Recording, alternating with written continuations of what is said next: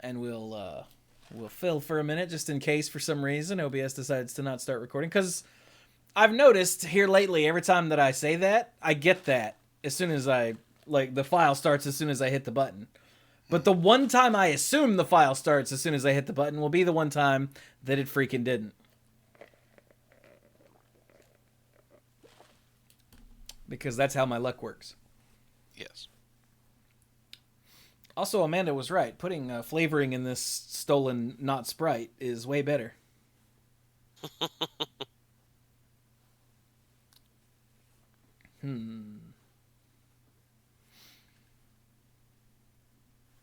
Yeah.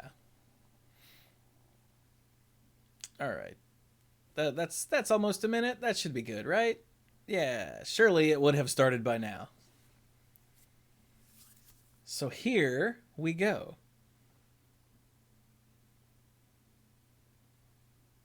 Here we go. I'm sorry. It's a me, Brian. Robo Brian.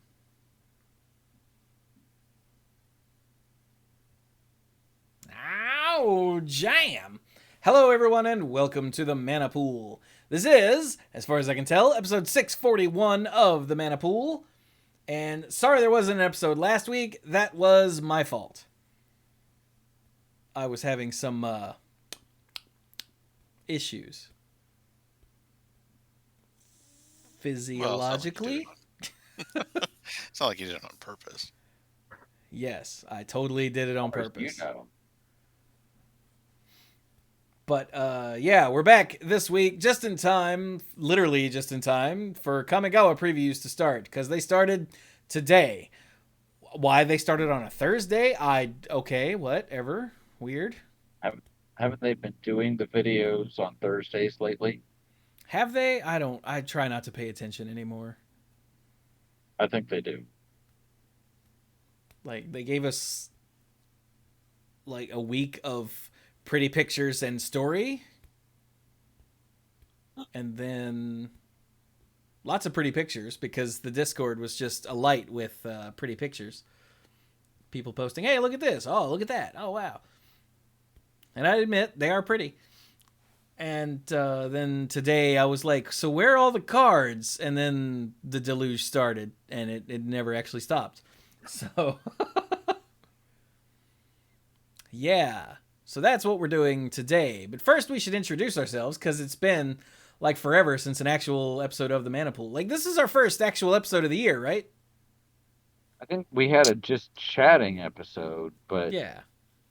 but no, yeah, but not as far as like actual Magic content. Yeah. So, I am Chewy, the lead dork, and with me as always are all these other dorks. Hi, dorks. Like me, I'm Brian, and this year I will be the lead rambler and the tangent master of the group. I'm not adding a third title. That's excessive. But if I were to, it would be something to do with pancakes. And yes, we're aware that Brian sounds like crap. We don't know why. I'm going to pick him up a USB headset like I got Mike, and hopefully that'll help. And speaking of that other person, I'm Mike. I'm the rules guy and the game lore guy. I will continue to do so. I'll do my best to keep up with changes to the rules and the neat facts about the game itself. It's a little hard to keep up with because of all the different versions of stuff that are out there, but I'll do what I can. And I'm Dirk, the self-proclaimed greenest man alive and moral compass of the group. And I'm going to try and keep this boat pointed in the right direction towards green.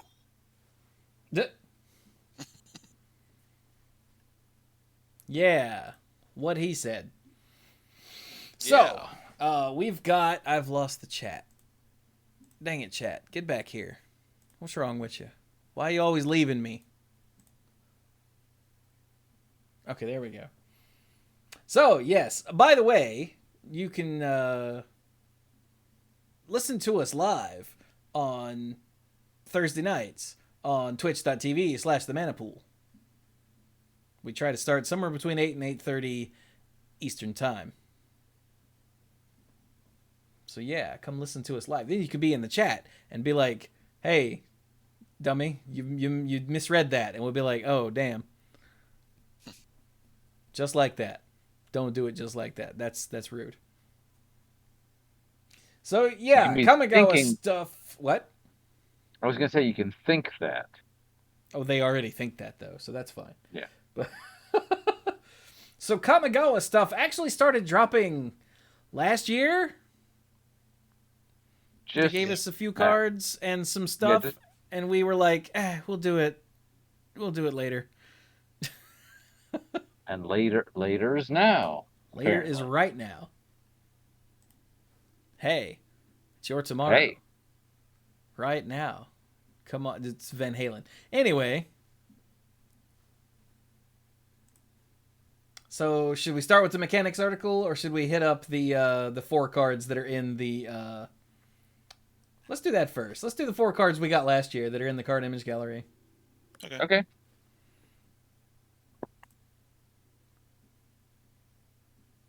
Aha. So, first up, we've got Hidetsugu. You remember him? Devouring Chaos. Ooh. He of the second rights. So Hidetsugu originally was the one that said tap and something 10 damage. It was tap something half each player's life. Yeah. Right, that's what it was. Yeah. That's how long it's been since I saw a Hidetsugu. He had a separate card, Hidetsugu's, I'm mispronouncing that, second right, which for like 2 in a red, if an opponent is at exactly 10 life, this deals them 10 damage. That's what I'm thinking of. Yeah. But he's all about the pain. Ooh, wrong button. I think that was 3 in a red. How do I zoom? Is it control plus? Oh, there we go. Whoa, that's not what I want. Okay, never mind. Oh, it's already zoomed. Okay, never mind. Anyway, so Hidetsugu Devouring Chaos. For 3 and a black, you get a legendary 4/4 Ogre Demon, who is rare. You can pay a black and sacrifice a creature to scry 2, which is not bad. It's pretty cool. And then the fun one, for 2 and a red and tap, exile the top card of your library. You may play that card this turn. That's nice. When you exile a non-land card this way, Hidetsugu Devouring Chaos deals damage equal to the exiled card's mana value to any target. And then you get to play that card this turn.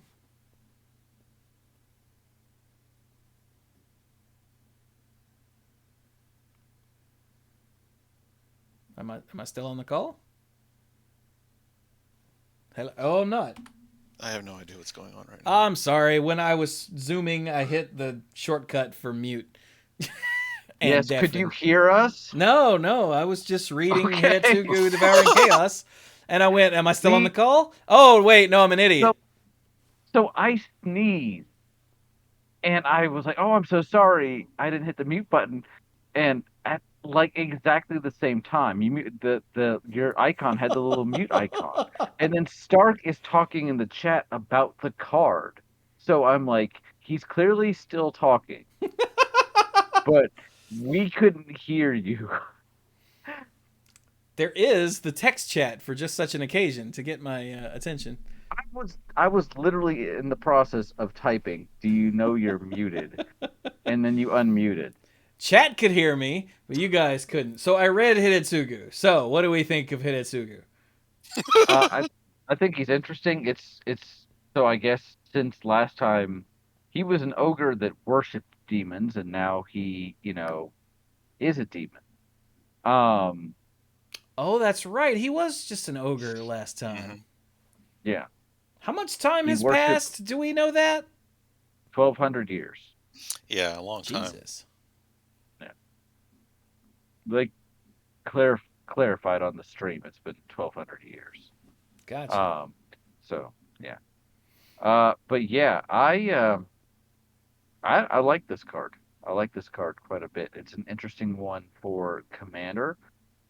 Anytime you get a sacrifice outlet, and he doesn't cost like 1 million to cast, which is good for one of the commanders that you want to have out on the battlefield. And the fact that um, you get to deal the damage whether or not you cast the card he exiles from his second ability is great. Because you're like, oh Yeah. darn, I can't play that, or even hey, look here, I am gonna get to play that, but just straight off the bat, getting the damage is great. Does commander damage have to be combat damage? It Yes. does have to be combat damage. Okay, that's for the best. Yeah. So It's interesting. I really like the ability because in a way it's hard to tell which part is the primary part of the ability and which part is the bonus. yeah, And that that feels they good, which means they it can, met yeah they yeah. mesh together really well, right? Mhm. So yeah, Also, you get to see what the card is before you Mhm. deal damage to the target, right? Yes, you do. The way this is written with I feel like I've gotten this terminology wrong before. This is written with a reflexive trigger, meaning that there's a triggered ability written inside of it that triggers when something else happens as part of the resolution of the first part. And you don't have to pick a target for that triggered ability until it actually triggers. Unlike other stuff like erratic explosion where you had to choose the target first and then just find out what happened. Which is exactly the card I was thinking of. It's like, all right, I'm Yeah. going to Yeah. target that. Oh, take one. Great. yeah. It's always a bad feeling when you're like, okay, that 3/3 is going to kill me next turn, so I'm going to deal it 2 damage instead of like sending it anywhere else. Yeah. Or I'm going to deal 8 damage. Great. I could have just pointed that at my opponent. Yeah. Yeah. Yeah, I'm gonna target that ball lightning, and it's gonna. Well, that'll get the job done, but So, all right, that's Hidetsugu. He's pretty Cool. neat. yeah. Good to see an old friend coming back to be a jerk. Yep. Hmm. Well, All right, next. so next we have the new form of Ryusei. Remember Ryusei, the falling star? Um, he's back, kind of, sort of, because all of the dragon commies kind of got reborn-ish and took on new forms. So this is Atsushi, Atsushi, That second half of that word is definitely sushi, right? I eat sushi, so Atsushi, the blazing sky, for 2 and 2 red. Is This that is like a the 4. Kamigawa version of being at soup? I'm at soup! Why are you buying clothes at sushi? F you! No? Okay. I mean, I'm right there with you. I didn't have anything for it, but I'm right there with you. So, this is a legendary dragon spirit. For 4 mana, this is a 4/4 with flying and trample, which is really awesome value town. And all of the dragon reborn spirits that we have seen thus far all have a when this creature dies, choose one of 2 options. Um, so here, when at Sushi, the Blazing Sky dies, choose one. Exile the top 2 cards of your library. Until the end of your next turn, you may play those cards, or create 3 treasure tokens. That's two excellent decisions there. That Yeah. is, yeah. So if you recall, the original Cycle of Dragons all cost 6 and were 5/5s with a when this creature dies trigger. They even said in one of the Making Magic articles that they were done that way to disincentivize your opponent from killing your creature, thus you get to have a 5/5, and then when they do need to kill it, you have the benefit of it. So kind of like upside and upside. So here, these appear to have a similar sort of theme going on, although their costs are a little more spread out. But I really like this. This is very affordable, very efficient with trample and flying, and both of those are great options. So yeah, and needless to say, the art is just wow. It's just great. Come on, that's what I was trying to do. So yeah, I like it. Dementor pointed out. So does this mean it follows the Chewy school philosophy? More options, more better. Hmm. Yep. Yep. It's good. Yeah. So early in the game, depending on the way your deck is built, you can. The chances of you being able to play 2 cards might not be so great. So or you've already got something in your hand you want to cheat out. You just make 3 treasure tokens. And later in the game, when you have all the mana known to man, what the hell? Exile 2 cards and see if you can play them. Maybe another one is a new copy of this, or another dragon.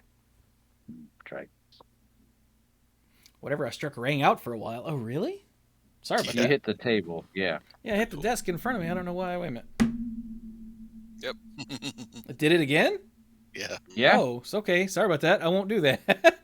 If you do it a third time, I Look, think I Bloody hit. Mary comes through the desk and eats you. Not So, only, like, I didn't just hit the desk, I hit the mouse pad on the playmat on the desk. Mhm. Huh. What happens if I hit over here where there's not a playmat? That one was a lot more damped. That doesn't make any sense. It really doesn't. it is exactly the opposite of how you would expect it to go. Okay, I'll try And not to yet do that that's again. exactly My bad. what happened. Although chat's telling me that sounds cool, so maybe I'll do it again. Wait, here we go.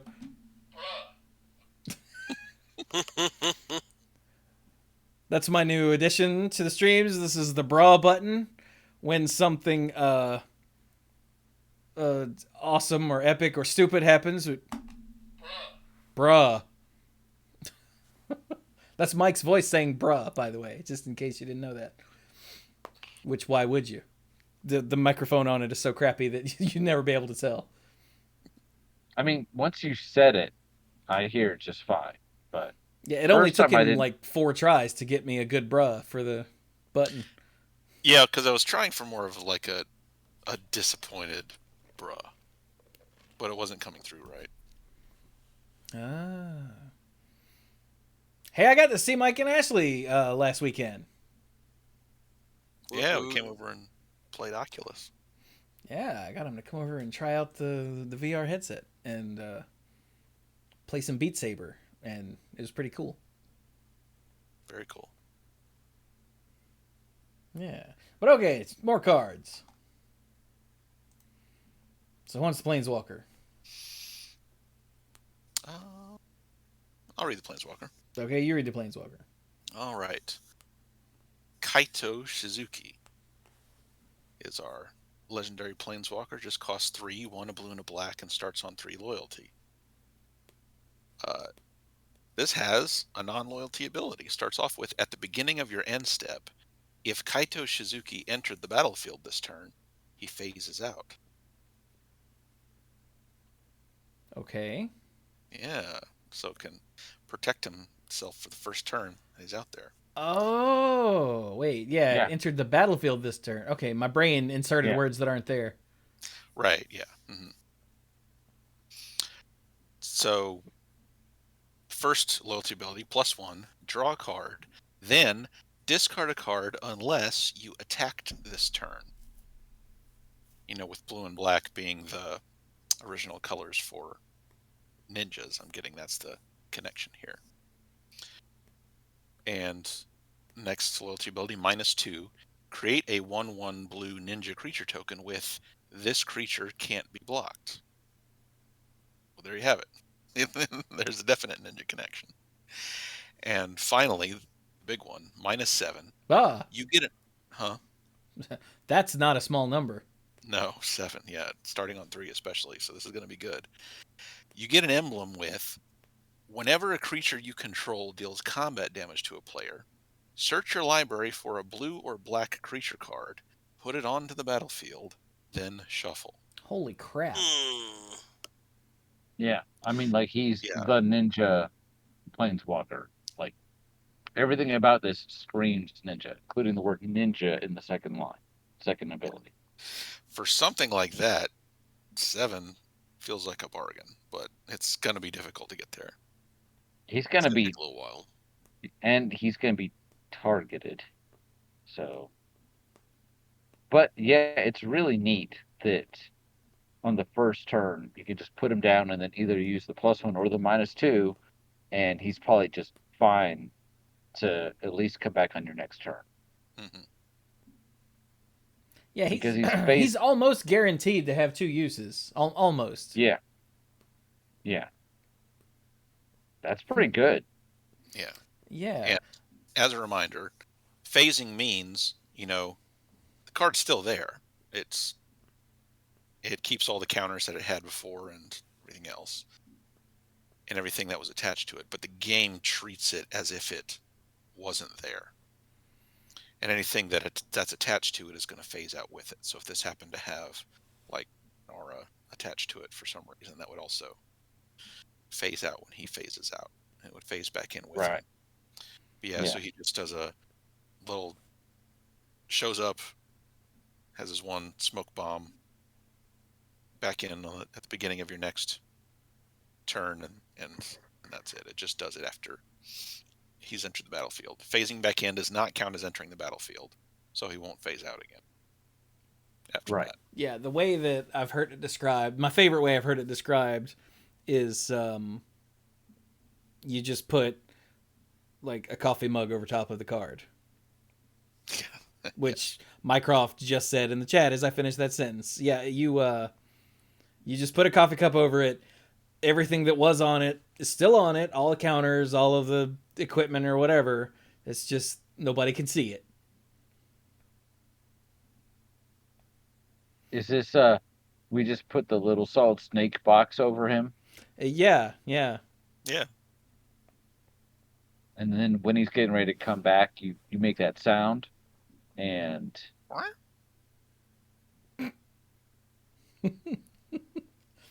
that sounded like some sort of adorable animal, but It sure. did. Is that the sound the little raccoon on his shoulder makes?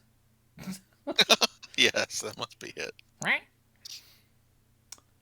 So Dirk, you want to read the last one? Absolutely. So it is Satoru Umezawa. For 1 blue-black, he's a human ninja that's a legendary, who's rare, and is a 2/4. And says, whenever you activate a ninjutsu ability, look at the top 3 cards of your library. Put one of them into your hand, and the rest on the bottom of your library in any order. This ability triggers only once each turn. And also says, each creature card in your hand has ninjutsu of 2 and blue-black. Did you catch the name? Yes, Yep. which is, I mean, like, is this an honorary title? Because I don't know that Tetsuo had any kids before he left Kamigawa. Maybe he had 1 or 2 that we didn't know about. But at the end of the Kamigawa story, 1,200 years ago, he got booted to Dominaria. So, Wait, you mean Toshiro? Toshiro, what do I say? Tetsuo? Yeah, Tetsuo was the guy from Legends. Yeah, the other guy. Yeah, that was his descendant, who's on Dominaria. So clearly he had at least a family on Dominaria. Because Tetsuo was the one that originally imprisoned Nicobolus, right? So, yeah, so Toshi was the originator of the Umezawa line, at least that we know of. So unless he, had some kids we didn't know about, then, no. But maybe this is an honorary title. Or maybe you're just thinking way too hard about it. Holy crap. Maybe. But We the went back card to itself- Kamigawa, so there's an Umezawa. I think that's what it's meant to be. But Yeah. as someone that paid attention to the story, I'm just like, okay. But hey, this card is kind of insane for that last ability.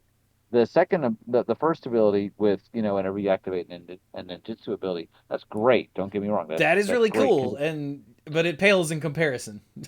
It pales in comparison. Like, Just absolutely. I hadn't read Kaito Shizuki. I had read the other two, and I had read Satoru at some point, but like reading it again along with Dirk, I was like, oh, that's pretty good. What? That that yeah.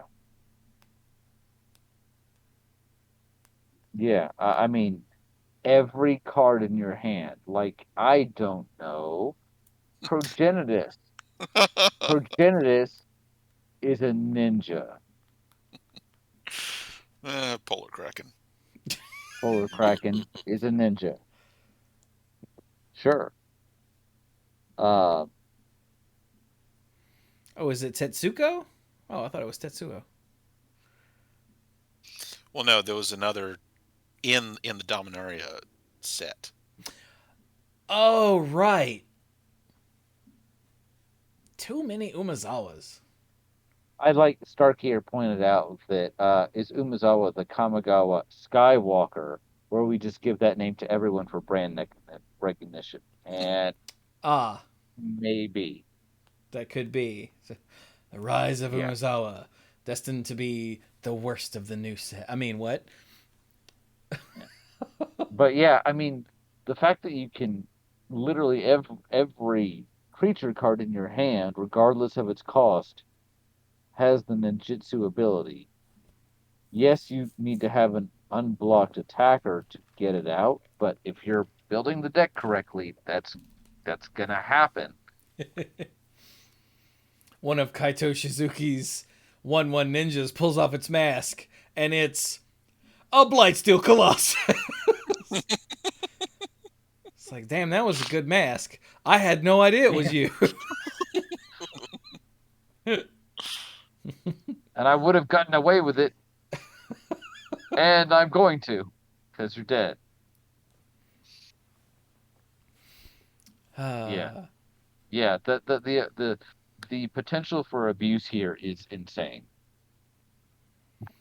But it's like the fun kind. Yeah. I don't think this is Yeah, anything like it's not broken. legacy game breaking. Yeah. You Yeah. got to get in there. It costs 4 mana. Yeah, if someone cold cocks you with something massive off of a Satoru Umezawa, like, all you can do is go, well, like... You got me. Yeah. So, all right. So those are the cards we got. Like I said, last year, I think these all came out right before Christmas. Yeah. Mm-hmm. Right around then. Yeah. And I think there are more like lands and stuff that are really pretty, and they showed some of these. Yeah, here's the. Oh yeah, Yeah. basic lands. I'm surprised those Yeah. aren't in the gallery. That's weird. Well, that's because they're variants. So they're in They the don't have variants the- gallery. Oh, do they have the variants gallery up? Yeah. Yeah, there's a They link do. at the top. Oh. Yeah. Okay. But yeah, these basic lands that are in a various classic Japanese styles are, as always, freaking sick. Yeah. They just I do have the my best favorites stuff for with each. basic lands. Yeah. So yeah, I've just got those on screen now. There's really not much to say other than damn. Which one is your favorite of the two swamps? I think Yeah, the see that. Oh I think wow. the Red Lantern one. Yeah. See, Those I two like the are really. first one. I have more clear cut favorites amongst the others, but the swamps I just couldn't really decide. I think I like the second plains better. Yep. Agreed. The Mm. first island. The first for me. island, yeah. Although I do really like the origami bird in the second island, but I think I'm more partial to the second swamp, yeah. The mountain. I like the first one. I like the. I I think the first one. I think. Yeah. The first one is more mountainy, but the second one is really nice. Yeah, I was gonna say I'm probably the first one, but dang. And then the forest, I think the second one. Yeah, I'm more Yeah. partial to the second Just one there. personally, yeah. But none of these are bad. Yeah, these are all gorgeous. Yeah. Yeah. Yep. And of course, there's variants of everything, and it's all very pretty. Hidetsugu has, for some reason, 5 different versions with different colored Neon. fire. Yeah, they have different fancy neon treatments for things. Yeah, whatever. I personally don't, and we very rarely look at the variants on this show because it's just marketing nonsense. Like back in the day, variants here and there were neat, but these days it's just part of doing business, and I have lost all interest in it personally. I mean, I remember in Apocalypse, around the time I was getting started, there were actually in what was the set before Apocalypse? Plane Shift. There were like 2 creatures with alternate art, Airtie and something else, and I was like, Tom "Whoa, Hart. that's yeah." And also the and spaceship Weatherlight. right in Apocalypse in Invasion, right? Spaceship Weatherlight was also in Plane Chase. Okay, but that was it, and now it's like Chewie said, it's just all the time. Like there are Well, 4 Empires different are versions. A bunch of commons with different variants. You go to hell. There are 4 different versions of Satoru Umezawa. There's the regular one, and then there's 3 variants. Like, come on. I mean, him I get because he's the protagonist, but 4, I don't know why. really? I don't know why they chose Hidetsugu for the neon treatment. He's apparently the only card in the set that gets that treatment. I'm like, why that one? But okay, Really? whatever. Yeah. I wasn't aware of that. Yep. But I guess anyway. because it's a new thing for them. Yeah. Rather So than those were the complaining about WotC business practices yet again, let's do the mechanics. All right. So these are a little weird. Oh, I don't know why you would say that. Yeah. I love equipment monkeys. Yeah, so we have an equipment monkey. The Simian Sling, for a single red, is a 1/1 artifact creature equipment monkey. That's common. I would like to reiterate, that's common. Artifact creature equipment monkey is a common. Now, it's a 1/1, but it says equipped creature gets +1/+1. Whenever Simian Sling or equipped creature becomes blocked, it deals 1 damage to defending player.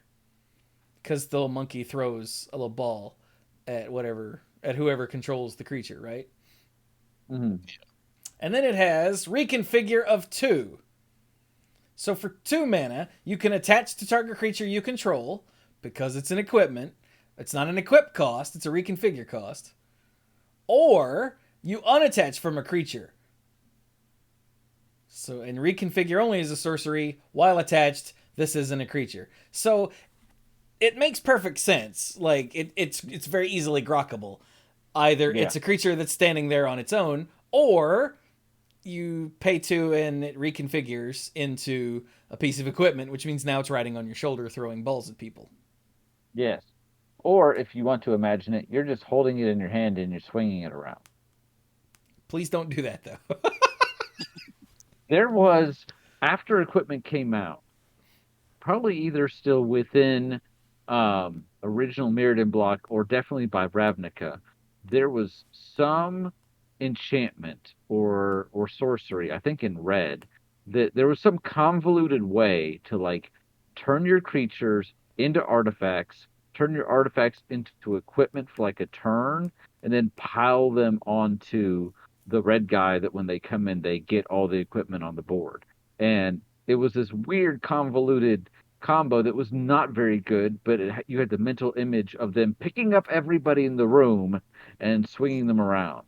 And now these creatures come pre-built to do that. Just Yeah, it was a red enchantment, cost 2 and a red. I can't remember the name right now. But yeah, That wasn't Bludgeon Brawl, was it? It was Bludgeon Brawl. You're right. Bludgeon Brawl. Yeah, every non-creature artifact becomes an equipment, and the equip cost is equal to its mana cost, and it gains equipped creature gets +X+0, where X is its mana cost. Yeah, and then you throw down the Volshock Battlemaster, and he picks everyone up and puts them on. Yeah. Yep. And you'll form the head. Exactly. Basically, yeah. But now we get equipment monkeys. So yeah, so it's very simple. When it's a creature, like when you cast it, it's a creature. It's a 1/1 monkey. It's an equipment monkey, but it's a 1/1 monkey for all intents and purposes. And then when you pay the 2 mana, you turn it into an equipment that's not a creature anymore. Nice and simple. Yeah. Now, anybody listening out there, did anyone else, every time Chewie said the word monkey, did anyone else hear Monkey Bowser from the Super Mario Brothers movie saying that line? One of the only quotable lines from that movie other than, Mario and Luigi Mario. Oh, monkey. Man. I was doing that the whole time that I was watching Godzilla vs. Kong. I'd be like, monkey. and my mom kept looking at me like, what? I'm like, monkey. And see, now you have committed an atrocity because she will have to watch the film to know what you're talking about. And that's really, I think that actually will get you fined by NAFTA and the UN and basically every international body of law. Great. I'm going to jail twice. Yep. I just remember, what was it, Time Splitters? One of the Time Splitters games where the professor's like, he did what? Like a monkey? Oh my God, I've got to play those again. Or my other favorite monkey line was from what was that stupid movie? Cabin Boy, where Dave Letterman of all people had a cameo as a guy selling monkeys, and he goes, "Hey, would you like to buy a monkey?"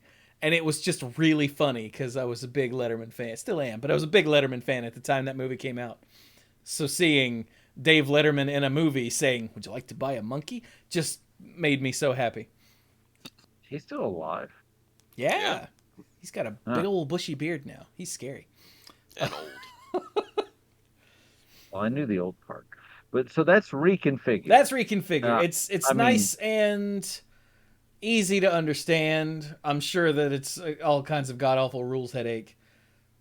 And I know that because Jess Dunks, who's the rules manager now, tweeted about it. He's like, this was the first puzzle I had to solve when I came on board. So, but you can't unattach it from a creature and then attach it the same turn. You can only do one. I mean, you can. You just have to pay for it twice. Yeah, you just gotta pay. It doesn't have a restriction like that built in. Actually, no, you don't. It just says attached to target creature you control. So you can move him from one creature to another, right? Like the monkey jumps onto somebody else? Yeah. You don't have to unattach first. You could just move. Yeah, sorry, my bad. Just my like brain again inserted a line that wasn't there. Oh, I think I misunderstood what Dirk was asking too. Well, that was part of it too. Is so you do have to unattach it to attach it to someone else. No, you do not. Just like you can just straight attach it to somebody else. Yeah. Yes. Okay. Just like equipment, you can attach from one thing to another. You can just hand your lean and scimitar over to someone else. Yeah. Here, have my monkey. Here's a difference with the usual equipment, however, is that generally you can't just throw equipment on the ground. You can only move an equipment from one creature to another. Because of the way Reconfigure works, you have the option to just turn it into a creature later, and maybe you want to have one more attacker than they have blocker. Well, turn it into a monkey. It won't have summoning sickness as long as it entered the battlefield on a previous turn, right? So just Yeah. turn it into a monkey and swing. So, or pass it along, pass it down the line. Who hasn't had the monkey? All right, pass the monkey down that way. Yeah, this is definitely a more options, more better. Yeah.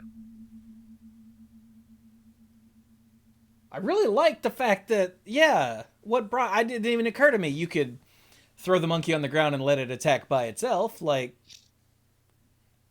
again, because it has, it's not that it has haste, but it feels like haste. When it's not a creature, is it not a monkey? I think it's always an equipment monkey. No, cards can't have subtypes for a type that they don't have. So if it's not a creature, it can't have a creature type. I'm gonna call BS on that until the full rules are, I mean, unless they change, that's the way the rules work now. You can't have a Yeah, subtype yeah. for a type that you don't have. But I don't know if they've changed it to accommodate this. I don't know why they would. I don't know what benefit that would have been. I can see that situation coming up, so hopefully they'll address that in the release note. But now my monkey's downfall can't, destroy target monkey if it's not a monkey. So Yeah, I can't see them saying things like ignore the type that it's not. Like, because it's on the card, it seems like if someone had destroy target equipment, they could kill a freestanding simian sling, you know? I mean, it's always an equipment. Equipment is an artifact subtype. Oh, okay. So just the monkey is the part we're worrying about. Yeah, monkey will go away if it stops being a creature because monkey is a creature subtype. But equipment is always there unless you somehow make it stop being an artifact, which is difficult. We're getting into the big brain stuff now. Yeah, let's leave the big brain stuff until we have the full comp rules update, because that's weird. All right, so now we have modified. Modified is actually very straightforward because it's actually kind of not new. Here's kind of what I mean is that it's basically a word that means a creature is modified when it is either holding an equipment, is enchanted by an aura, That or you has control. counters that you control. Thank you. Or has any number of counters on it, regardless of who put the counters on it. Or If what it kind has of counters any of they the, are. or yeah, if it has any of those things, that creature is considered modified.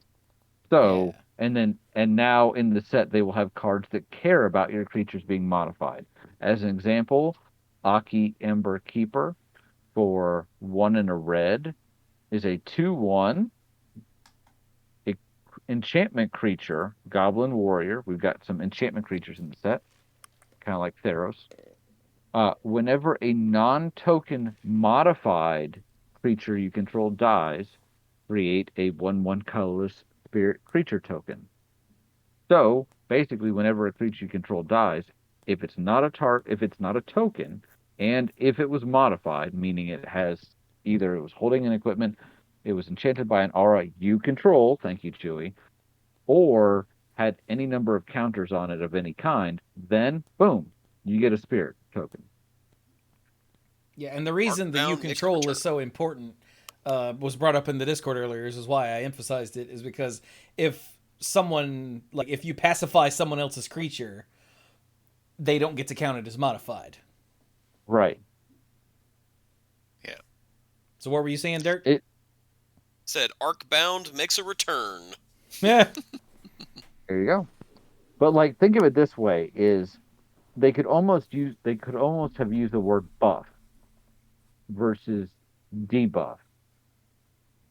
What pacifism is a debuff because an opponent put it on there to do something. Probably you're not pacifying your own guy, but Probably. If you really wanted to count as modified. But I mean, I guess yeah, I guess you could. But basically, you've done something to make it better. And yes, it has to be under these specific conditions. But yeah, I feel like this one is just so basic. It's a little bit like codifying something that already existed, except that now they are, like I said, now they are printing cards that care about this. I guarantee you, we are going to see modified going forward. I guarantee you, it's Oh not just yeah, going to be in modified is set. almost certainly just a thing now. Yeah. Well, yeah, So it's being used like it's the same kind of tech that they use for historic and Dominaria. So let's right. make a new grouping of things where we don't have to add a bunch of text to already existing cards. We can just define what the grouping is in the rules and have other cards mention it. Yeah. Like Yeah. historic. Well, what's historic? Okay, well, it's an artifact or a legendary thing or a saga. Okay, cool. Yeah. Modified. But all Well, those, modified this stuff. but all of those things, except for Sagas at the time, because they were brand new for Dominaria, already existed. Mhm. So, which I like things like this because then it allows use with cards you already had. It's like the opposite of Yes. Arcane. So that's And modified. I mean, we can talk about it a bit longer, but I feel like that's kind of the gist. just to go back It's to not. Brian's buff and debuff things, just ignore all of that because -1/-1 counters are totally debuffs, but they're modified. Oh, true. True. Yeah. So, okay. So don't think of it that way. Just No, I was trying to make it more simple, and and that is not your strong suit. that is not my strong suit. So, but anyway, that's modified. So next, Next. Oh look, speaking sagas are of back. sagas, yes, they're back, but they're different. Hey, Mike. We have transforming sagas. So the introduction here is all the sagas in this set are all transforming double-faced cards. Oh. And Yep. each one of them has a third chapter abilities. Each one of them, so this is the same for all of them, that exiles it and returns it to the battlefield transformed. That's what the last chapter does. The one we have as an example is pretty fancy. It's the mythic. It's a mythic called the Commie War. Hey, I remember that. Yeah, That was 1,200 years ago. Yep. You were there, and you were there. Costs 1 in a Wooburg. White, blue, black, red, green. Total of 6. Chapter 1 is exile target non-land permanent and opponent controls. So remember, you get chapter 1 right when it enters the battlefield. So 6 mana zap. Chapter 2, return up to one other target non-land permanent to its owner's hand. Then each opponent discards a card. Right? More room. Yep. And the third chapter, exile this saga, then return it to the battlefield transformed under your control. And the Commie War transforms into O Kagachi Made Manifest. Why do I have 3? Oh, it's different frames. Okay. Yeah, different frames. Yeah, the one in the middle has a different frame on the back, and the one on the right has different art on both sides.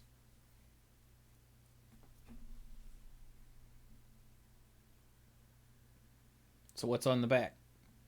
So the back, Okagachi Made Manifest, is a... Oh, that's interesting. It's not legendary. I guess because the front side isn't legendary, they don't want to be confusing about this.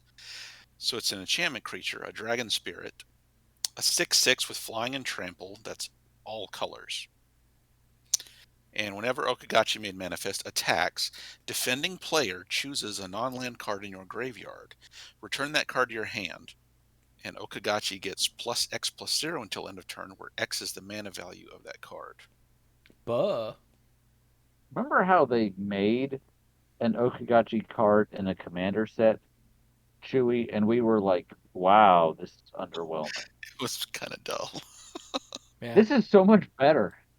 This is so much better. It really is. But of course, this can't be your commander, so damn. No. But it's awesome. So yeah, all of the sagas uh, are actually explaining basically the history of Kamigawa. Just as an aside here, before they did the stream show today, where they showed off these cards, and in the first 10 minutes before they got like the real story, the real show underway, they showed like 7 or 8 of these. Um, Before that show, I was all prepared to come in here and be like, I really don't know if I like what they're doing with this because it reminded me a whole lot of what they did between Mirrodin and Phyrexia, where it was like we left Mirrodin and we're like, hey, kind of positive, upbeat, there's some challenges ahead, but we're okay. And then we come back and they're like, oh yeah, by the way, it's now Phyrexia. And it was so frustrating because it kind of felt like don't let the big moments happen off screen, right? That's a big Mhm. storytelling no. And I was all prepared to say, what even is this? Because the Kamigawa we saw last was very rural, sorry, and very, steeped in a lot of the Like um Sengoku Jidai type of Japanese history. What? yeah, like just the, very much in a completely different setting. And then now we're going back and there's skyscrapers and technology and all that. And there's still some of that dissonance, but I do feel a lot of these sagas take some time to really show on the cards. Here's some of the significant factors that have happened between these two time periods. And then the stories they have released online really do go into some of that and how the progression. So I'm like, okay, still not 100% on board, but they're handling it a lot better. So just want to take a minute and say I'm glad that they're really using the sagas these way because a lot of times, if you remember with Dominaria, the first sagas were just that. It was significant events from Dominaria's history, Mhm. and as they've been used in other sets, sometimes they still do that, and sometimes it's more of, oh, these are events from the story happening like right now. Like some of the ones from Kaldheim were, oh, uh, Tybalt's, getting overthrown because that's what's happening right now. So this is more of the return to, hey, this is kind of bridging the gap. So yeah, and yeah, this card is also awesome, but it's also mythic and it's Wooburg, so it better be impactful. And yeah, the front side and the back side are both impactful. And yes, you may have many Okugachis. Oh, And yeah, the front side of this, we spent a while on the back, which is neat. But the front side of this is really good. yeah, I mean, I don't know if it's 6 mana Wooburg good, but maybe not, but it's impactful. yeah, like you do get to exile one thing and then bounce a thing and make them discard. Like that's good. Yeah, what is that second effect? I feel like that's a blue-black card from Invasion Block. Yeah. Recoil. Uh, Recoil. Thank you. yeah, there we go. Although this, each opponent discarding a card, that's pretty cool. Yeah. So, yeah, yeah. I, So I, I okay. I've been a fan of sagas and I've been a fan of transform cards. So yeah, sign me up. Oh, Stark said, wait a minute, hang on, scroll up. Chat was actually talking. Apparently, other flip sagas are transform sagas are legendary or can be legendary. So probably because of Dragon Spirit, they just didn't have room. Maybe. Maybe legendary. Maybe. Are the others enchantment creatures? Because that's taking up a lot of room too. They're all enchantment creatures on the back. Oh well, we'll get there when we Well, get there. yeah, we'll get there. So okay, hey look, Ninjutsu's back. Yep. Yeah. And Yeah. someone in the Discord said they just recently learned that this is not ninjutsu, but it's ninjutsu. Because it took me a this long letters a time. U right here. And I was like, "Aw, that's cute." Because, we complained about that years and years and years and years and years ago when it first came out.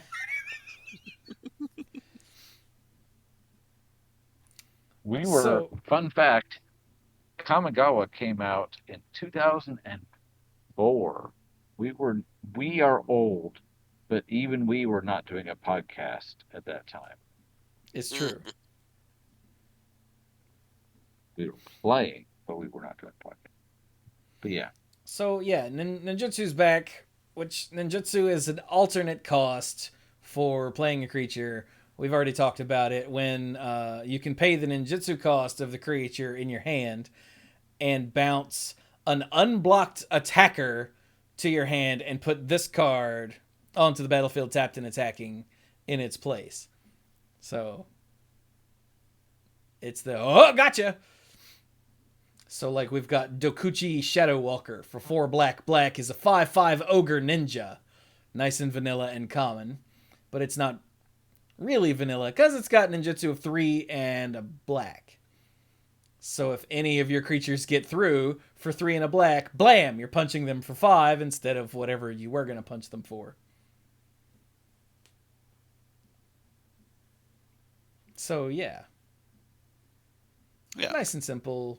It's a fan favorite from Kamigawa, and it's made its return a couple times here and there in like Commander and something else. Plane Chase? Maybe, I don't Probably. Remember. First Modern Horizons set. That was the other one I was thinking of. Yeah, thank you. Yeah. But now it's back in standard. Yeah, which is really weird. But yeah, Ogre Ninja. Got it. And then we've got another returning ability, Channel, which just floors me. I was just glad it wasn't Sweep. So. Sweep! So Channel is another ability from your hand. So the example here is Greater Tanuki, 4 green for a 6/5 trample enchantment creature dog. Which that's a lot of words, but it's a 6/5 with trample for 6 mana. But it has Channel of 2 and a green and discard the Greater Tanuki to search your library for a basic land card, put it onto the battlefield tapped, and then shuffle. So it channels into a rampant growth. It's slightly more expensive. But more options, more better. This has some Croson Tusker energy. Not quite there, but not quite there. But it does have trample, which I like. And is big if you actually play it. Mm-hmm. Yeah, how big was a Croson Tusker? A 6/5 for 6/5. 6/5 for 7. 7? Yeah. Mm-hmm. And it didn't have trample. No. What was the ability on Croson Tusker? It didn't have a keyword, did it? It was cycling. Oh, it was a cycling. So you drew a card and you got a basic land card in your hand. So not comparable, but similar. So you're trading the card draw for innate trample. That's fine. Yeah. And the land goes on the battlefield instead of your hand, so that is also nice, yeah. I think I've only ever had played a Croson Tusker once, and it was to be funny. But this thing, I would not feel bad about actually getting onto the battlefield. But look at it. These are Tanuki. And apparently Tanukis were like raccoon dogs. Yeah. Mm-hmm. Which okay. Remember the old Mario Tanuki suit? Well, yeah. They missed the ginormous testicles, though, for that one. Yeah, notice the Greater Tanuki is not standing up. Yeah. And his rear end is firmly away from the camera, because damn. No, the Tanuki... Not the... Wait, were Tanuki actual animals? That really existed? I thought they were mythical animals. Okay, that's what I thought. Yeah, the mythical Tanuki are apparently one of their defining characteristics is massive testicles. I'm looking at the camera as if I'm streaming with a face cam. Anyway. So yeah, Channel's back. Channel is pay a cost and discard the card from your hand to do a thing. The cost and the thing are always going to be different because it's not a keyword. It's a what's this? An ability word. Yes. So that just means it ties together mechanically these cards where you pay a cost and discard to do a thing. So yeah. Oh, and that's it? That's it. So let's see. Channels are returning one. Ninjutsu's returning. Sagas are returning, but they're double-faced, so it's like two things returning. Modified is just a new term for stuff that already exists. And reconfigure is a new term for a different flavor of equipment. So really, they're not polluting the rules with a whole lot of new crap this time, which I really appreciate. Agreed. Like reconfigure and modified are the only two new words, and like I said, modified isn't even a new thing. It's just a new term for an existing thing. So I do appreciate that they're going back to stuff that already exists instead of continually churning out new words that are minor variations on things we already have. Kicker variant number 32.5. Yeah. Or combat variant that involves +1/+1 for some reason.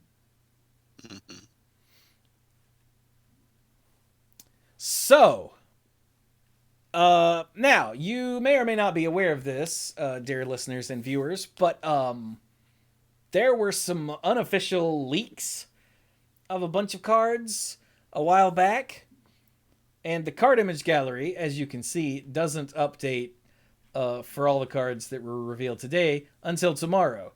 So, and because of all the leaks, I don't want to go to like Mythic Spoiler for fear of, flashing those up on the screen. So what we're going to do is we're just going to start over in the Manipool Discord with the cards that were posted there and just work our way down until we get sick of talking. Sound good? Sounds good.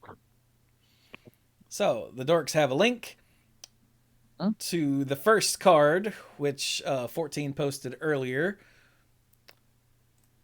Okay, can I get this to open? Oh, it opens in the right screen. Okay, so now I just have to get this so it fits on the... Oh, Lord, it's too big. Okay, we'll have to do some scrolling here, it looks like. All right, I'm going to be muted again for a second. I apologize. Am I still here? No. Okay, now we're We are back. the masters. Oh, dang it. Okay, now I got it to fit on the screen by making it very small. Can you still read it? What? No, very small, meaning to make it fit on the screen. It was too big. So, we've got Kyodai? Kyodai. I would say Kyodai. Well, yeah, but no one cares what you would say because No, you are in fact, you probably not the shouldn't. person to go to for pronunciation. You are not incorrect. Let's see, it's Kyoto, so I would guess Kyodai. Pro. Yeah. Kyodai, Soul of Kamigawa. How's that sound? Does that sound good? That sounds good. Sounds good. Oh, I've lost chat again. Chat, come back. So somebody want to read Kyodai? Because I've just read like 3 little cards in a row. Kyodai, Soul of Kamigawa, for 3 and a white, is a legendary creature, dragon spirit that's rare and is a 3/3 with flash and flying. And says, when Kyodai, Soul of Kamigawa, enters the battlefield, another target permanent gains indestructible for as long as you control Kyodai. And for Wooburg, Kyodai gets +5/+5 until end of turn.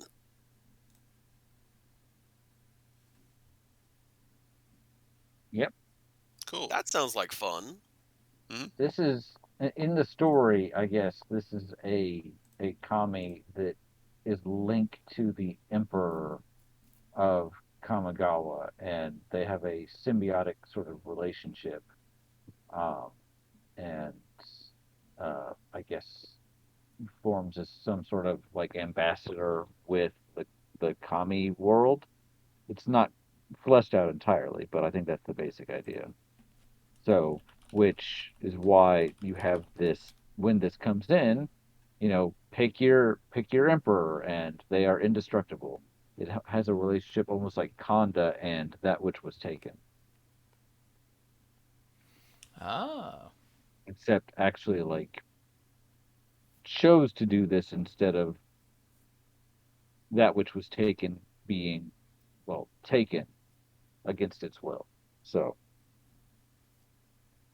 So yeah, someone in the disc. Oh, and Stark just said it. Someone in the Discord earlier said this is that which was taken. kinda, sorta. I mean, at the end of the Kamigawa original story, that which was taken kind of merged, kinda, sorta, almost, with Kanda's daughter. But, you know, up to some interpretation. They also ate Okagachi, so, that's a thing. Nom nom nom. So, Did it comes taste in. like at sushi? Oh, So this comes in. I like that it has flash with that enters the battlefield effect, so um well, yeah. it can serve as like, aha, not today, and you get a 3/3 flyer. It can pump itself, but you need Wooburg for that, so you're maybe not going to do that all the time.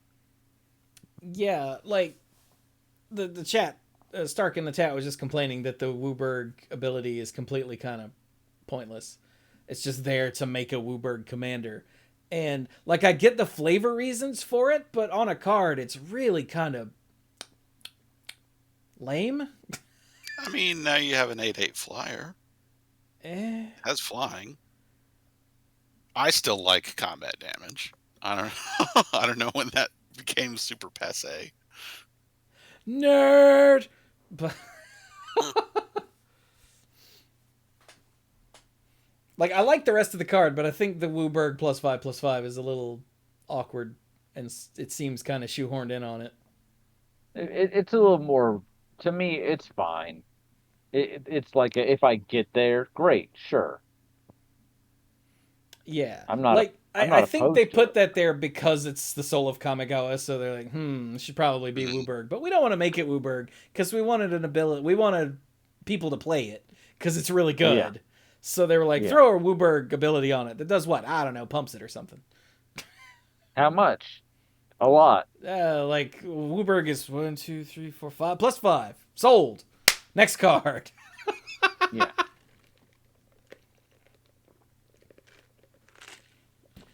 Uh, There we go.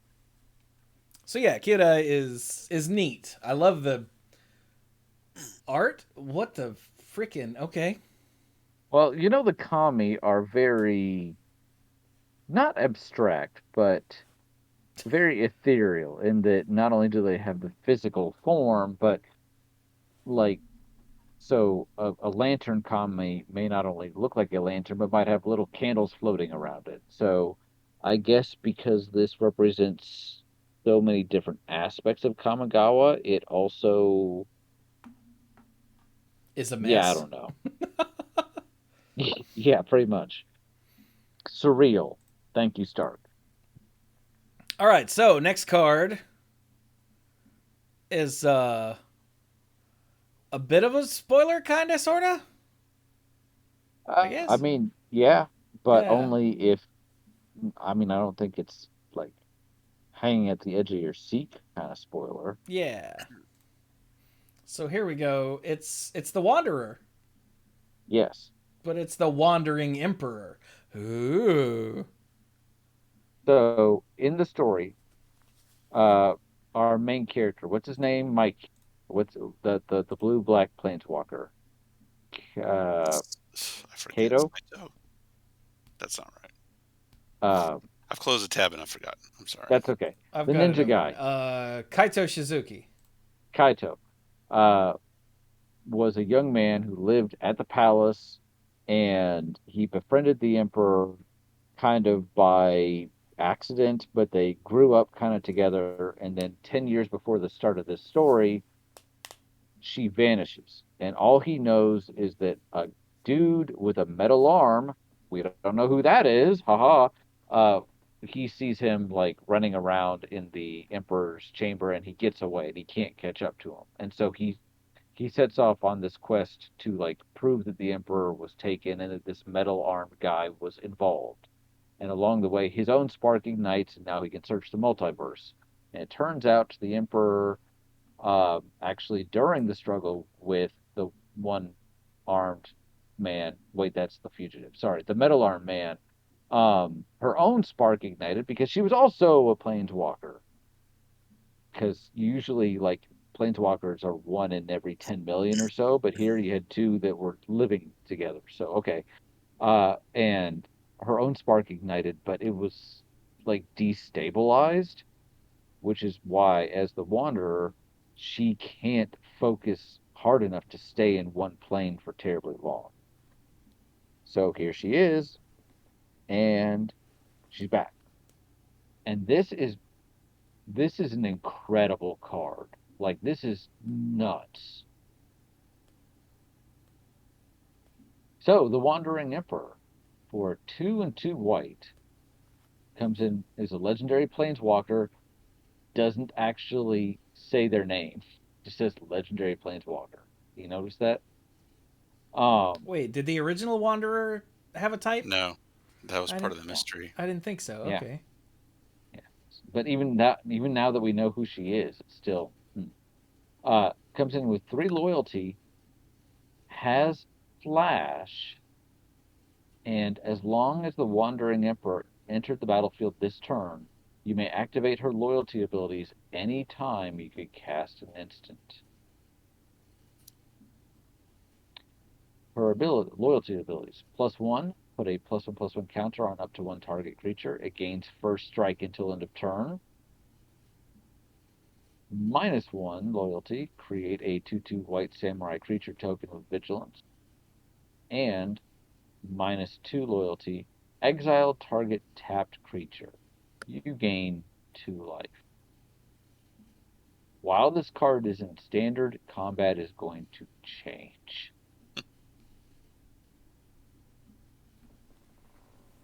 I Huh. feel like this could be both very aggressive, like somebody plays their 4th land and is like, I'm going to move to attack, and you're like, oh crap, do they have or do they not?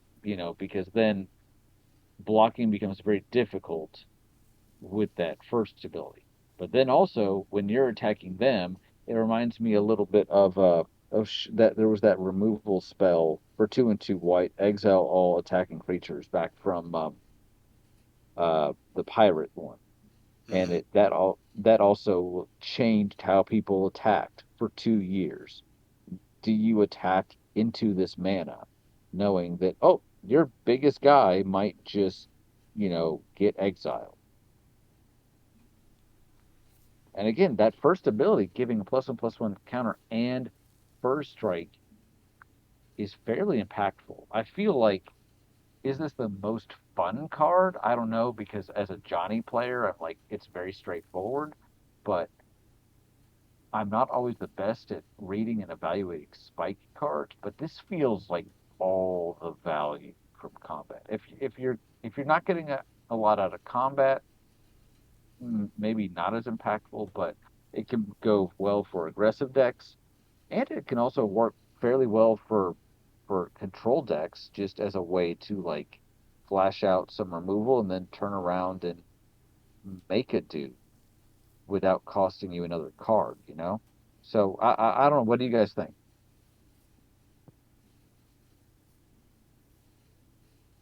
I agree. Like Yeah, I think it's so. really powerful, but there's not much to say. Yeah, it's just a bunch of useful abilities that you can just sit there and go boop boop boop instead of just a big swingy thing. Yeah. Yeah. And the fact that you can flash it out and use any of the abilities immediately, like end of your turn, which this is like the least fancy way to do it, but like end of your turn, play the Wanderer, exile your tapped thing. Buh. It's just like, oh! And then next turn, make a samurai or give this thing first strike or whatever. And that's like the least interesting bit, other than playing it and saying go, which don't ever do that. Yeah.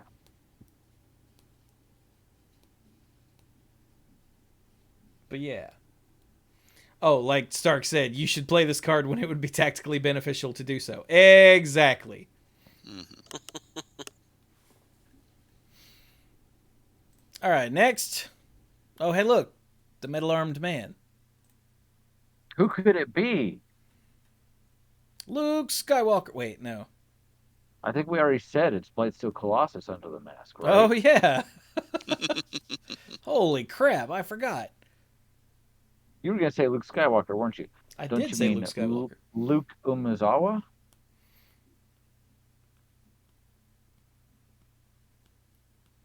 Yeah. So anyway, I guess I'll read Tezzeret. Why not? Tezzeret, Betrayer of Flesh. I've never read Tezzeret before, by the way. That's a messed up name. Betrayer of Flesh. Huh. He's working with the Ferexians, so yeah. Did we know that before the story? Yes, I can't but we remember. hadn't really touched on it in a while. Really? Yeah, I he thought totally it was showed for up. Nicolas. Bolus sent him to the Phyrexians. You saw him in the new Phyrexian sets, like Battle for Mirrodin, the Mirrodin block. Tezzeret showed up on some cards. I don't know that it was ever strictly stated once Bolus got 86 to the meditation plane what Tezzeret was doing. It turns out he's just been working with the Phyrexians. So anyway, so he's totally a betrayer of fleshy type. That's a dick move, Tez. And those are made of flesh, and that's why. So for 2 blue, we get a 4 loyalty Tezzeret. With a static ability, the first activated ability of an artifact you activate each turn costs 2 less to activate. Wow, the word activate has lost all meaning. Yeah. I don't think I looked that hard at that wording. I just kind of got it and kept moving. But yeah. Yeah. Okay, anyway. So, +1 loyalty. Draw 2 cards. Then, discard 2 cards unless you discard an artifact card. That sounds familiar. Mm-hmm. And I can see the art, but I can't see the name. Yeah, it's a little powered down version of Serum Visions? I can see the art, but I can't see the name. Not Serum Visions. Serum Visions is the one that's right. This is The what? Thirst for Knowledge. Start Thank that in you. the chat. Yeah, there we go. Yeah, Thirst for Knowledge, you draw 3 and then discard 2 unless you discard an artifact. But this is less ridiculous because it is very repeatable. You just draw 2 Yeah. cards. I was confused because I remember in the original art they are imbibing serum, so that's where I got Serum Visions from. Yeah. So sorry. Okay, so that's the +1, which is already really good. Yeah. Magnor said, "Thirst for the memory of the name of that goddamn card, damn it." Yeah, that's the card. So the -2 loyalty. Target artifact becomes an artifact creature. If it isn't a vehicle, it has base power and toughness 4/4. Wait, if it isn't a vehicle. Oh, because vehicles already have base power and toughness. Gotcha. Yes. Yeah, so this doesn't actually overwrite the power and toughness of a vehicle he animates. Yeah, it just makes it so it doesn't need a driver. Yeah. Oh, so he can make Christine. Yeah, but only for a turn. It does not say end of turn. It does not say end of turn. It does not say end of turn. Yeah. Oh, things this card doesn't say. Oh, and 14 just pointed that out. Yeah.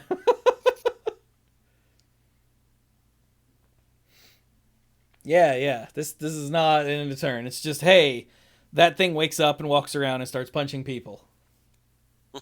Or Ooh. if it's a vehicle, driving over people. Whatever. And then what the hell? The limit break is -6 loyalty. You get an emblem with, whenever an artifact you control becomes tapped, draw a card. What? No. Mike, What? don't Yeah, do it. Mike, I don't know. I do just it. realized it's not optional. It is not Yeah, optional. no. I could get And myself into lots of trouble with this. Mike is gonna deck himself. I guarantee you. Just somebody get Mike a copy of this card so he can go ahead and deck himself already. He's gonna draw 14 cards in a turn. He's gonna be like, all right, I have to discard half of these. They're in my graveyard now, so oh darn. And then you're gonna lose. Or kill us all. It's either one or the other. This is I mean, honestly, this is insane. He starts at 4. You activate that first ability twice. You're probably countering some stuff and protecting him. And then that last ability is insane. It just is. Let me, tap some signets for some mana and just draw cards while I'm at it. Yeah, that is kind of ridiculous. Do treasures tap when they're sacrificed? Yes. Oh, good lord. There are so many treasures now. Like, it's a thing. Like, There's a lot. Man. wow. Magnar Why you said, gotta Brian, be I all- like how you threw Mike under the bus there. You're the one who had the Age of Artifacts deck. That is not incorrect. But Mike But- is also the one who has decked himself because of card draw. So Nope. Just didn't count. Didn't count. like Michael look over at his after Tezzeret has been out for a few turns, he'll look over at his library and be like, all right, I have one card left, so I don't lose, and then I'll just win next turn. And I'm looking at my Icy Manipulator going, hey Mike, yeah, tap that. Oh no. I'll respond with, "Oh no." Oh no. Well, I'll just sacrifice my emblem. Oh.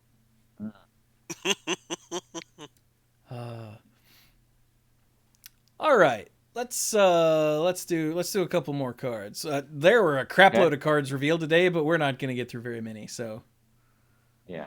I mean, hopefully by next time, while Discord is fine, hopefully by next time they'll be in the card image gallery, so it'll be a little easier to. well, yeah, track they'll and be in the follow card image along. gallery tomorrow. So Yeah. Okay. So Ferexians. yeah, you remember when Vornklex showed up on whatever plane that was he was on? Kaldheim. Kaldheim. Yeah. Yeah. Well, look at this. We've got a Kind of- Jin-Gitaxias. Kind of wondered from a flavor perspective how that was happening. Turns out if Tezzeret is still working with them and he's got the planar bridge built into his body, it kind of explains a thing or two. So, yeah. Why you gotta do that, Tez? So Jin-Gitaxi is in his original form in the new Phyrexia set was the one that everybody was like, oh my god, that's terrible because he basically kept opponents from drawing cards?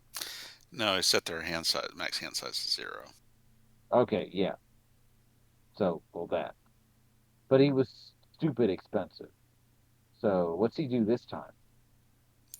So, still expensive. 5 blue. A 5/5 legendary Ferexian Praetor that says whenever you cast an artifact, instant, or sorcery spell, copy it. You may choose new targets for the copy. This ability triggers only once each turn. There's a little reminder that a copy of a permanent spell becomes a token. Now, that's good for you, and the bad for the other person. Whenever an opponent casts an artifact, instant, or sorcery spell, counter that spell. This ability triggers only once each turn.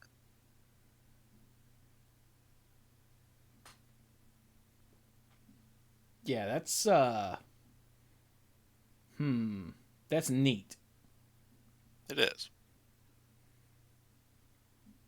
So essentially, in the grand old tradition of the Praetors, it's your opponents get -1 and you get +1. Yeah.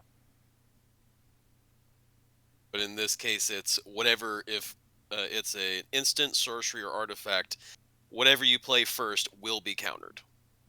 Just doesn't ever happen. Yeah. Yep. That's it. Well, and it's But after the only first one, one. you're fine. Well, and it's each turn too. So, like, if I play this guy, and then Mike goes next, if anybody during his turn other than me casts an artifact, instant, or sorcery spell, it's getting countered. And then it's going to come around to Chewie's turn, and that resets. And then Dirk's turn, and it resets. As does that first ability as well. Copy a spell on your turn. Okay, I copy a spell on your turn.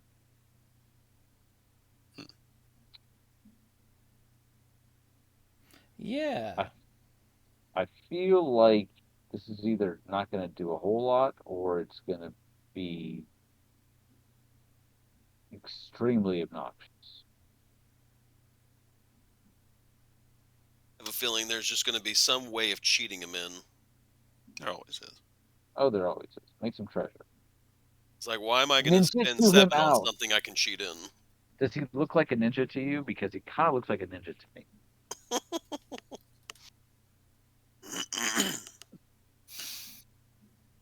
wonder if someone in some high-profile vintage tournament is going to cram this into an Oath of Druids deck or something. Hey, Mike, why don't you shut the hell up? I don't even play that format, but I'm like, bruh. Wait, hang on. Bruh. Plus, we have our nice Ferexian variant over here, which is neat. Mm-hmm.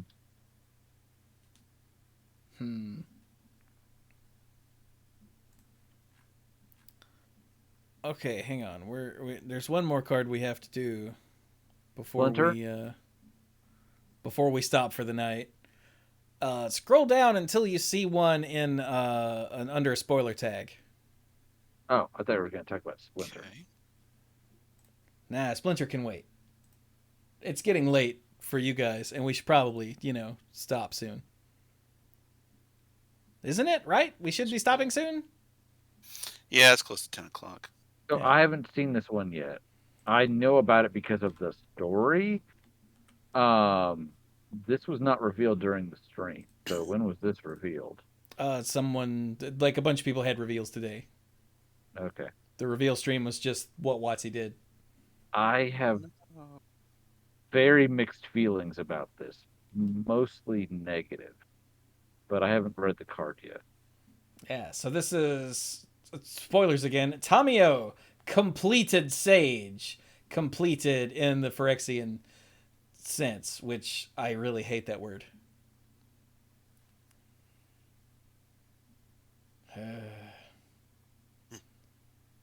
So somebody tell us what this does. Well, for 2 green, blue, and hybrid green-blue. Hybrid so total green 5. blue Phyrexian mana. There you go. So for a grand total of 5 technical mana. Well, possibly. Yeah. That's why he Maybe said less. technical. Technical mana. It's a legendary planeswalker Tamio that has 5 loyalty, and it has the text talking about completed in terms of the cost. All right, first ability plus Wait, 1. are you just gonna skip over completed? Okay, I'll talk about it. This So is completed. a brand new thing, Dirk. Wasn't the There's extra stuff there. okay? It doesn't only say what you think it does. It says some more stuff. Yeah, there's more. Okay. Well, completed. So for the hybrid Phyrexian mana, can be paid with green, blue, or 2 life. If life was paid, this planeswalker enters with 2 fewer loyalty counters. Yeah, that's why Ah. it's important. Well, it starts off technically with 5 loyalty. So on the card, it's 5 loyalty is what Tamio starts off with. Yeah, but if you First, if you pay life for the Phyrexian mana, she starts with 3. yeah. Yeah. So first loyalty is a +1 ability. Tap up to 1 target artifact or creature. It doesn't untap during its controller's next untap step. All right. Nice and easy. Simple, straightforward. Frost Giant ability. Next one, -X.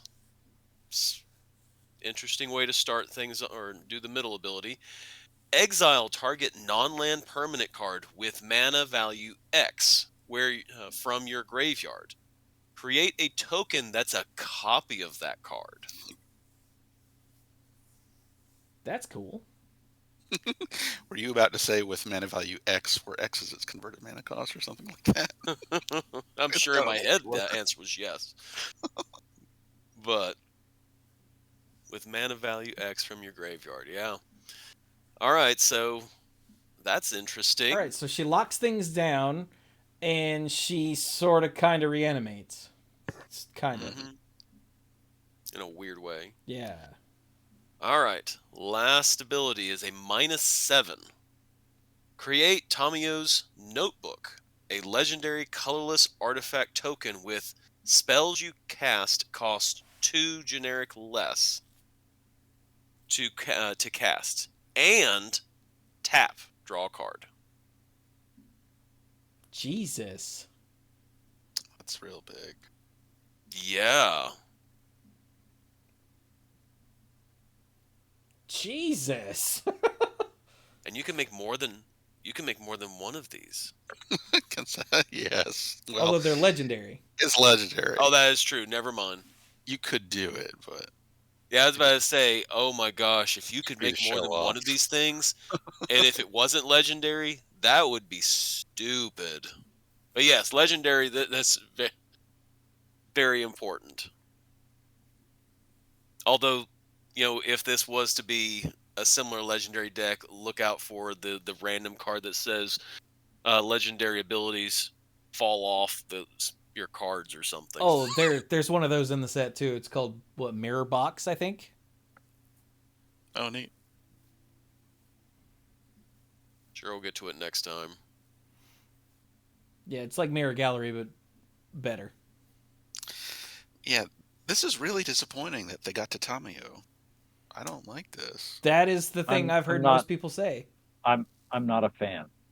I've finished reading through all the stories that were up, and then there was an epilogue. And before the epilogue, all you know is that Tezzeret basically had her subdued and pulled her through a portal.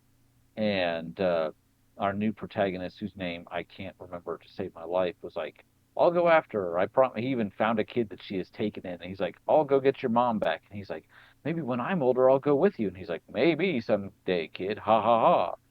And then it's epilogue, and she wakes up in Jinkataxia's laboratory, and she's like, Phyrexians are my family now. And I'm like, are you effing kidding me? Are you really? This is a character that had so much potential, and we really didn't know a whole lot about her. She had these mysterious scrolls that she didn't even want to use. She was involved with the sealing of Emrakul on was Innistrad, and in like 2 seconds, like, oh, she's a Phyrexian now, and I'm like, what? Yeah, it's like All right. I didn't have any emotional opinion of Glissa, so it didn't really bother me to see her later. Like, oh, but Tamio's different. Tamio's a real hero. That I not to contradict what you just said, but I had strong Glissa flashbacks of like I was talking about at the beginning or earlier in this episode of like time skip. Oh, by the way, the former protagonist that you were at least somewhat emotionally invested in, yeah, she's already a bad guy, and you didn't even get to see the transition. So I had this whole range of feelings to get ready for tonight's episode of like, I don't know if I like what they're doing here, to getting into the stuff and being like, okay, I kind of get it. and then the story was pretty good, and I enjoyed the story. And then at the very end, there's this gut punch, and I think that's probably why they did it. I think they did it to make people go like, "Wow," you know. But that doesn't mean that I approve. Also, Brian, apparently that's how they revealed this card too. It was a post-credits scene on the stream, so it was on the Hmm, stream. weird. I You thought I just watched the whole stopped thing it too through. soon, you nerd. No, I thought Mhm. it came up with other things to suggest. And what they had a post thing of like, oh, wasn't that great? Like the producers talking to each other or whatever, and I didn't watch that, so maybe that's when it was.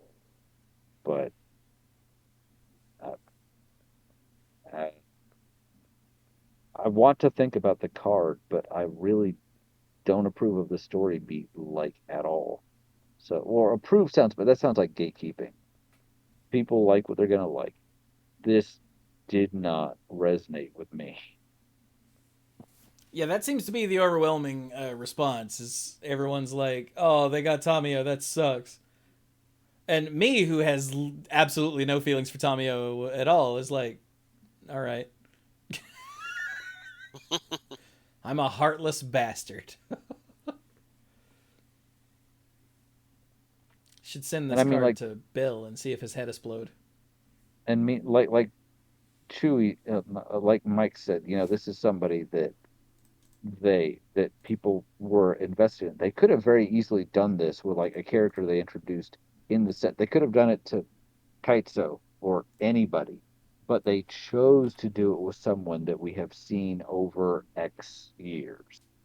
So this was not the author of the story being creative. This was a you have to do make sure you include this kind of thing because here's the card. So this was planned, and they made a deliberate choice to do this. So this was meant to be the gut punch, I think. Well, it worked. Yeah, Eh. but I didn't even read the story. all you need to know is the good guys did a good job. And oh, by the way, she was taken against her will and completed. I like how, uh, you know what? I'm not even gonna say what I was about to say. Okay.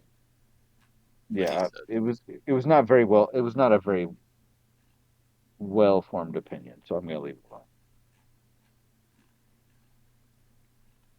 Okay then.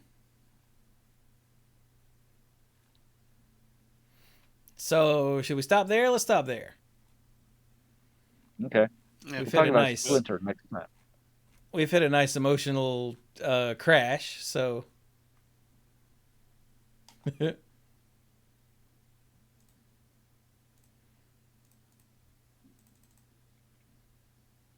so how about some final thoughts of some sort?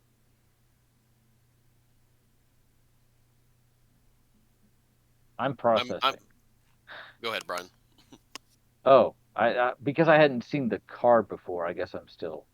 Um, I guess for my final thought, if we're getting away from magic for a minute, work has been very weird for me lately because at the end of last week, and I work primarily out of two courthouses in North Carolina.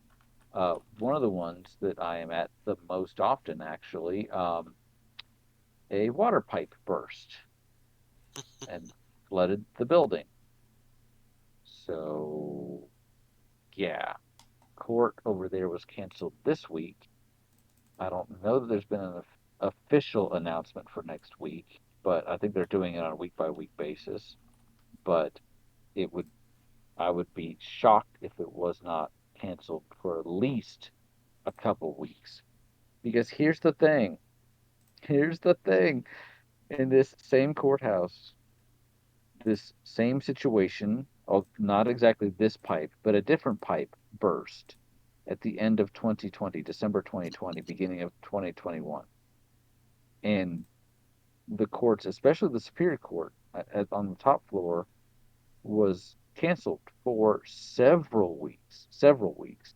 And I am being told that this damage is more severe. In fact, to make last year's look not really, I mean, not that it wasn't bad, but this is apparently significantly more damaging.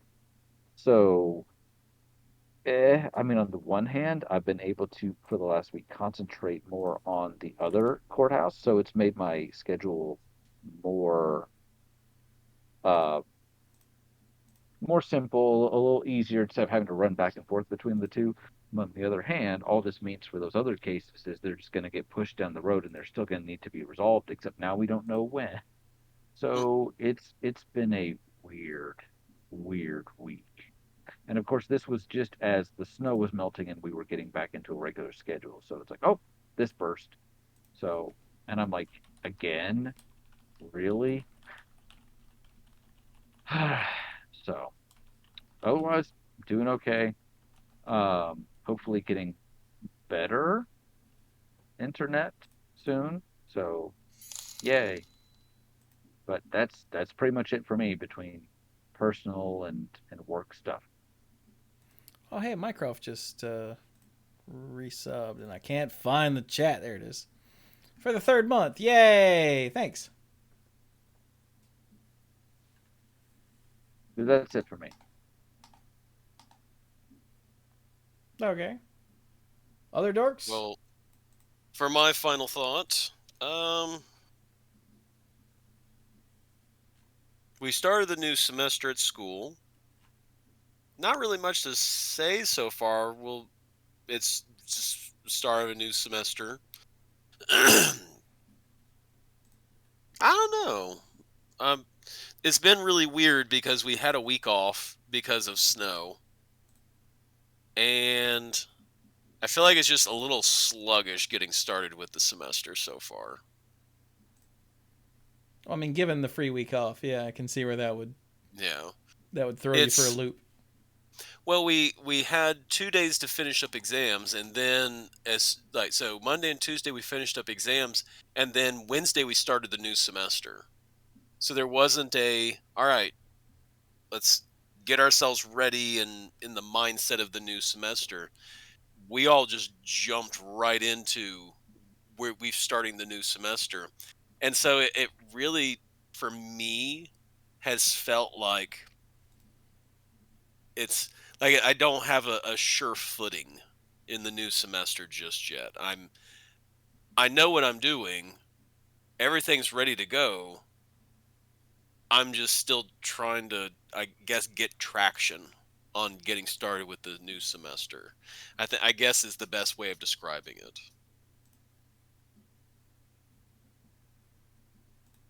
That makes sense. Yeah. Though I will say, I am thoroughly enjoying the Book of Boba Fett. I won't go into any spoilers or anything like that, but I'm thoroughly enjoying it so far. Nice. I'm apparently not allowed to watch the most recent episode until Amanda and I get together to watch it, because we watched the first 2 episodes together on week 2, and then we watched the second 2 episodes together on week 4. So I guess I have to wait till next week.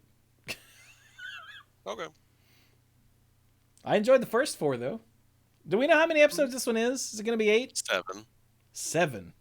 It's supposed to be 7. Awkward. So that means you can either get the next one, get it next week, or you have to wait an additional week so you can see all the last 3 episodes together.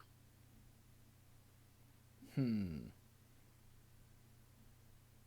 going to pretend you didn't say that last one. And Scuzzo, thank you for the 47-month resub. You are correct. You're right on time, just as we're wrapping up.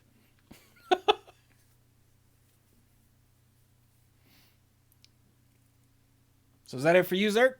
That is it for me. Mike? Ow. Did the thunk of me accidentally hitting that come through? No. Oh. I stretched, and then as I was bringing my arm down, I like thwacked the side of my headset, and it hurt my ear.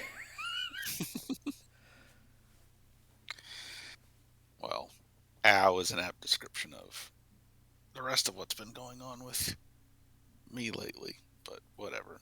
No sense. No dying. Complaining about that. Yeah, I know.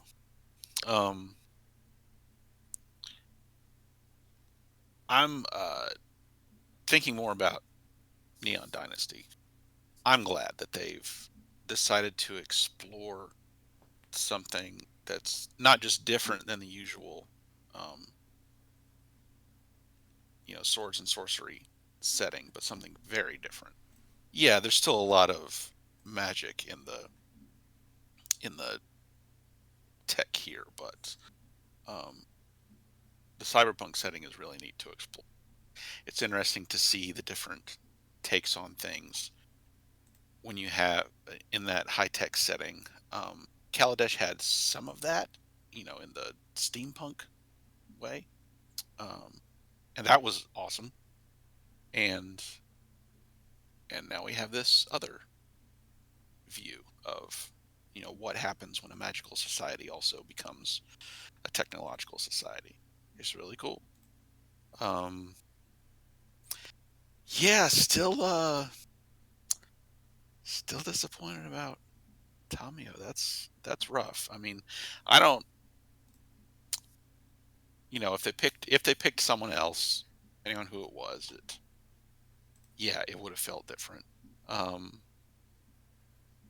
Like if they picked a Johnny, it would be like, oh, but it wouldn't have been the same sense of disappointment.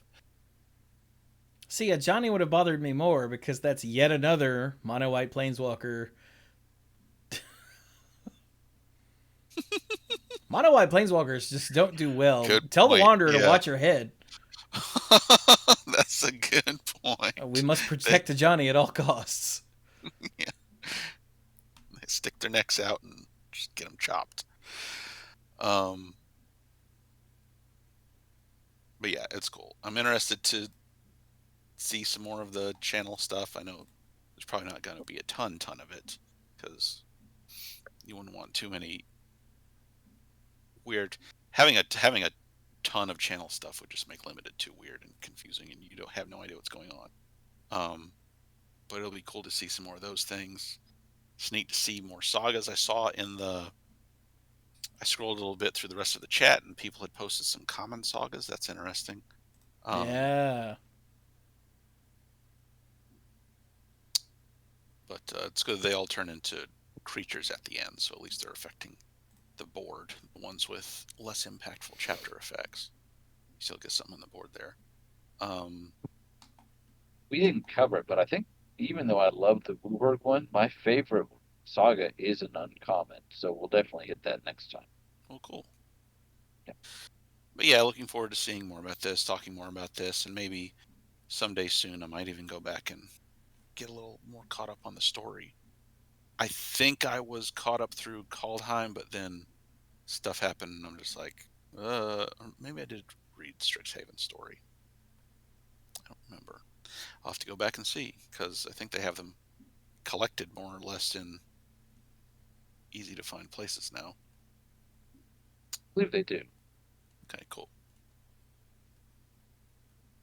Yeah, I don't have anything else specific to talk about. Fair enough. Like I said, last weekend, got Mike and Ashley to come over and try out the Oculus Quest. That was a lot of fun. Oh, it's fun. Mike had a man bun. Yeah. I was like, what? And then, because of where he had it on his head, it was getting in the way of the headset, so he took it down for a second, and Mike now has this, long, luscious, gorgeous hair, and I was like, what? I just have this stupid little, gimpy-ass ponytail, and Mike is like a freaking rock star. I'm like, how long has it been since we saw each other? And, it's been about a year, it turns out. A while. Yeah. Because you did not come to the wedding, so you didn't see his luscious locks. Yeah. And even then, it wasn't as long as it is now. It blew me away. I was like, what? Literally, right? Like, you're just like, what and is then I this called power? Ashley a harlot. Because I saw him first, you harlot. And then she flashed the wedding ring at me, and I was like, damn it, she's got me. Hey, Chewie, if you liked it, you should have put a ring on it. I know. Damn it, I'm broke. I've always been broke. It's just not. It's not a thing. Plus, don't get me started on how ridiculous wedding traditions are. But anyway. So yeah, that was fun. And other than that, I've got too many irons in the fire, so nothing's actually getting done.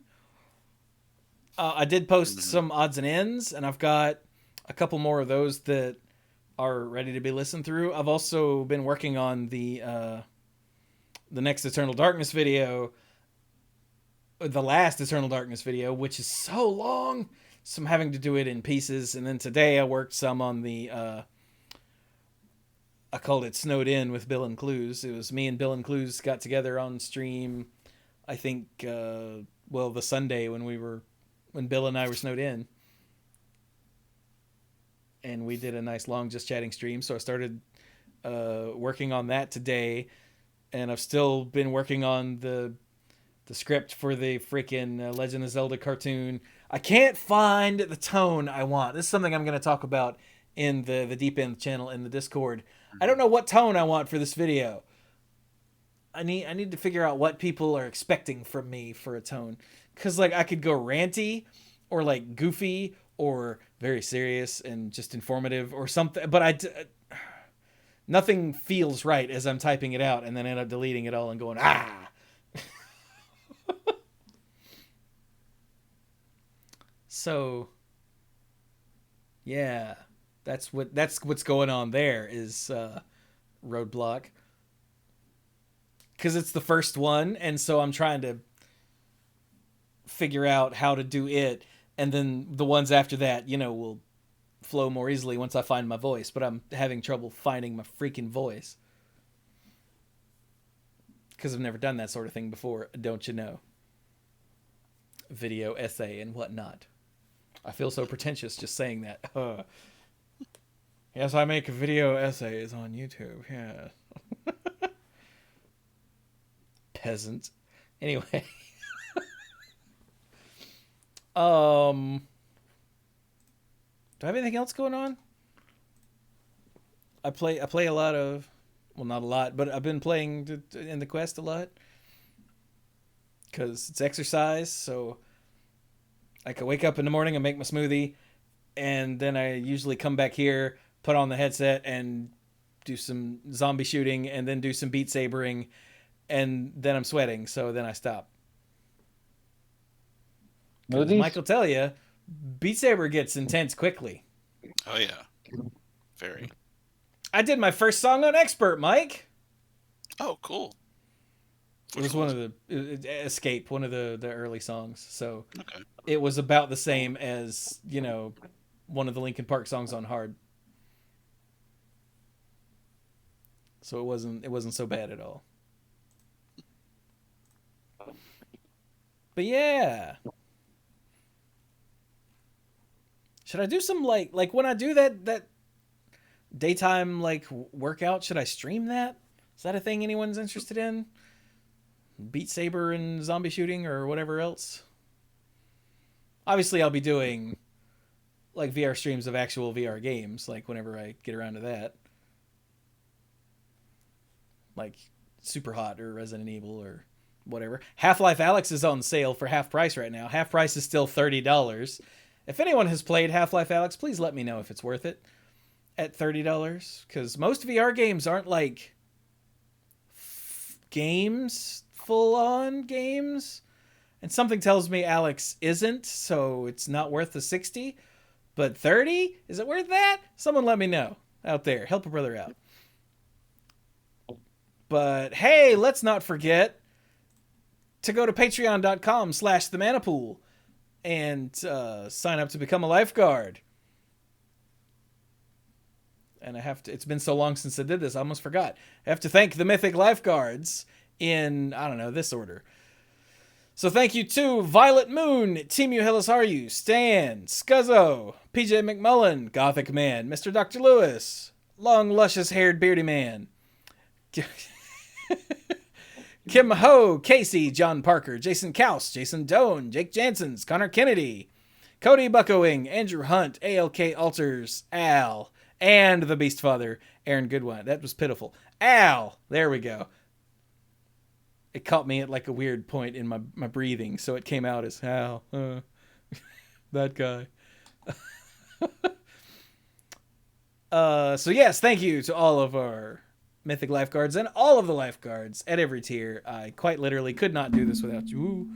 And I couldn't break things on my desk without you. Whoops. And my foot got wrapped up in a couple of cables. I'm an idiot. And thank you to all of you for joining us live, and those of you listening later or watching on YouTube later or what have you. Thank you all so much. And yeah, this has been episode 641 of the Mana Pool. And yeah, we'll be back hopefully next week with more Kamigawa stuff, because there's a lot of weird stuff going on in the set, y'all. Like, seriously. Oh, wait. And yeah. So thank you all so very much for listening, and go be a ninja.